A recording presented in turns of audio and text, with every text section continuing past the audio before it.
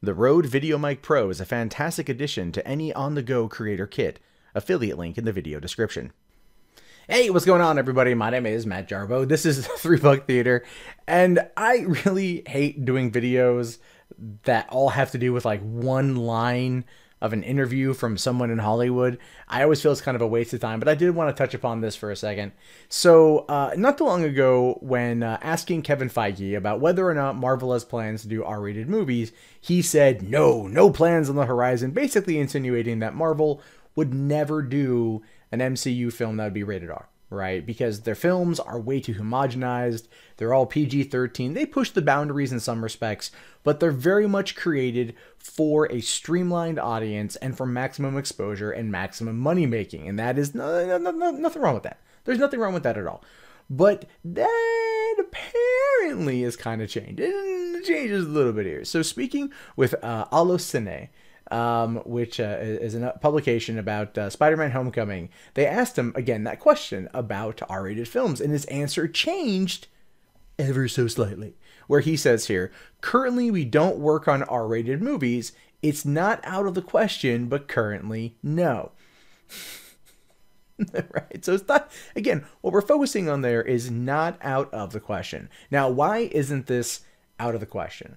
Well, for one, Kevin Feige very much wants to get all of the Marvel characters back under one roof. And right now, Logan and Deadpool, two very high-rated and high-earning R-rated comic book movies, are already starting to kind of change the tone for how the public responds to these kind of films, and that they can not only be commercially successful, but critically successful, and people want them. People want more of them. And so Kevin Feige is going to have to basically work on that as a way, work on pitching that to Bob Iger and the other people at Disney as a way to expand out the MCU. Because what they're doing is they're setting the tone for the MCU, more cosmic, right? Post Guardians of the Galaxy 3 in 2020. We know that's going to happen.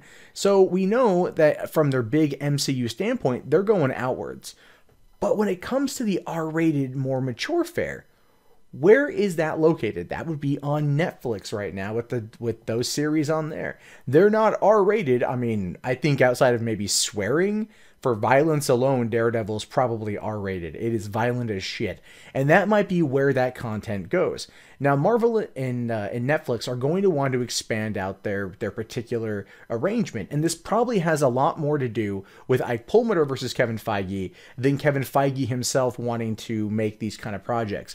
And so basically, I think, and this is an out there theory, if Feige may want to do this kind of stuff, and if he wants to do it, if he publicly says he wants to do it, then Ike Perlmutter might greenlight it over at Marvel TV, but greenlight like a violent R-rated TV show. And then, because The Punisher's coming out later on this year too, that's going to be totally R-rated. There's no way to do a PG-13 watered down Punisher. No way in hell. But if they put that kind of content on Netflix, where there's no real oversight, there's no, TV ratings, there's no MPAA, none of that shit, then they can get away with this and not have it be R-rated, but have it be for mature audiences. And that might be the way that they're getting around it. And it works, especially the fact that people want to see this shit, and if they provide it in that kind of format, it could really play out. What I'm curious, though, is about whether or not we're going to see the MCU actually take something like this on. Would it be through Disney? No, it would not.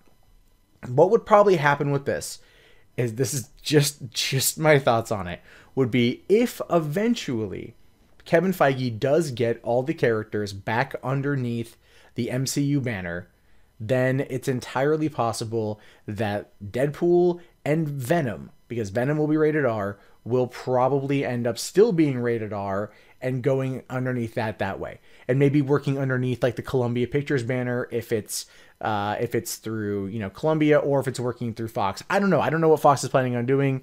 They're still trying to make their X-Men thing their own. It's worked in some respects, and it hasn't worked in other respects. we're just gonna have to wait and see. But in the meantime, I think he's building towards something, but he's very good at keeping this stuff close to the chest. And if you just I think to see the bigger picture, you have to look at all the ancillary pieces, what they're doing, how they're all moving, where the industry is going, what people want, and how profitable something is. For the current moment in time, the MCU is too good at doing its own thing without going into the R-rated territory and still making it extremely profitable and homogenized. But people are ready for something more. They're ready for that expansion into the darker Punisher, Blade, Deadpool, Logan territory. They want more of that, and they're clamoring for it. And as a result of that, Disney may look at this and go, well, is there a subsidiary of ours, Touchstone, that can do this sort of thing, Touchstone or Miramax, and then produce it through that studio, and maybe have it only kind of, again, ancillarily tie into the MCU at large and not be a key part of it, as to not have that big crossover. But honestly, that's so stupid to do. You want to have that be a side of it. You want to have it all be connected. It's what the fans want. Only time will tell on this going forward. My thoughts, though, are that we're going to be able to see a fair amount of stuff changing from that mindset going forward.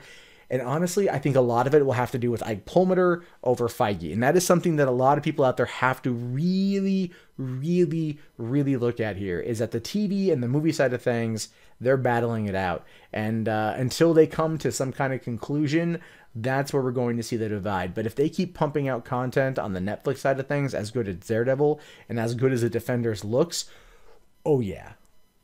I'm more happy probably for that than I am for even Black Panther, which looked freaking amazing, or even Thor 3, which looked freaking amazing. I'm more hyped for the Punisher and the Defenders than I am for the other couple remaining Marvel movies this year. So, except for maybe Spider-Man. Yeah, okay. I'm more hyped for Spider-Man, but that's in a couple weeks. But then after that, it's all about Daredevil and Defenders and Punisher. What do you guys think about this? You think Marvel will ever go the R-rated route? Do you think they'll ever have a reason to? I mean, they already make so much fucking money. Why would they? But do you think there might actually be something there? These are things I want to know. Go ahead and let me know in the comments below. My name is, of course, Matt Jarbo. This is 3 Buck Theater. I will talk to you guys later. Have yourself a fantastic day, and peace out.